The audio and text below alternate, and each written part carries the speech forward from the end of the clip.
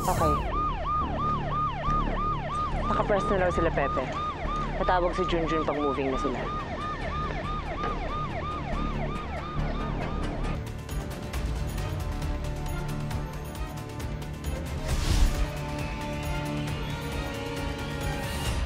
Ay, Miss Venus. Miss mo na ba ako? Tanungin mo bakit ang tagal nila. Napasabak ba sila sa laban? Is Junjun hurt? Kung na kaya ako mausap, total si Junjun naman to. No, never. Isipin pa niya ang clinic ko. Na-set up ko na yung checkpoint. Asa na ba kayo? Ay! Hello? Junjun, ano nangyari? Ito si Pepe, biglang huminto eh. Bumelta sila sa checkpoint. Malamang umiiwas sila. Umiiwas sila sa checkpoint. Dumalap pa sila sa ibang daanan eh. Sundan namin. Sasundan? Saan? Hello? Hello, Miss Venus? Hello? Hello? Wala signal.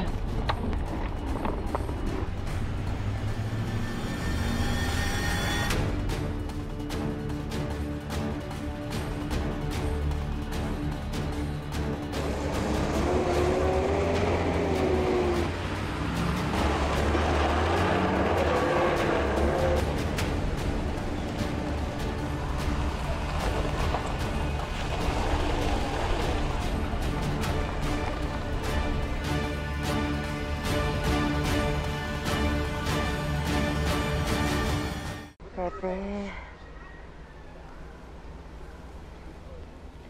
Wala sigurong signal sa pinuntahan nila. Hanapin natin sila. Hindi natin alam kung saan sila hahanapin. Maghintay na lang tayo ng tawag dito.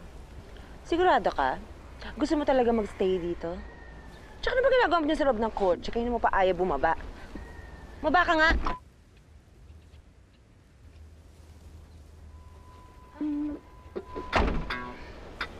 Kailan ka pa nag-change outfit? Kulang ang beauty rest ko. Arte mo, ah. Kailangan natin mahanap si Pepe at Junjun. Paano kung may nangyari na sama kay Junjun? Si Junjun lang talaga? Sa tingin mo sa kanilang dalawa, sino mas magdedelikado ang buhay? Sabi ko nga. Unless maka-encounter nila si Sari, for sure, ang buhay ni Pepe ang magdedelikado. From you. Subukan mo na lang silang tawagan.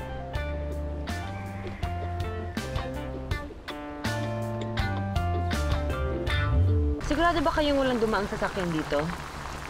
Kapatid po, ma'am. Baka naman sleeping on the job kayo. Nasa panganib na ang buhay ng fiancé ko. Hindi ko pa nga sinasagot. Yan kayo agad. Dahil for sure, sa simbahan ng tuloy namin ni Junjun. Kahit anong kotse? Truck, van, tao, wala talaga kayo nakita? May nakita po kaming van. Pero malayo pa lang, nag-U-turn na.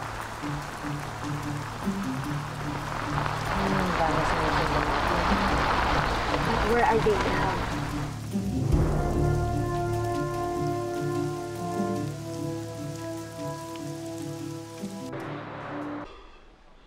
O ano ba?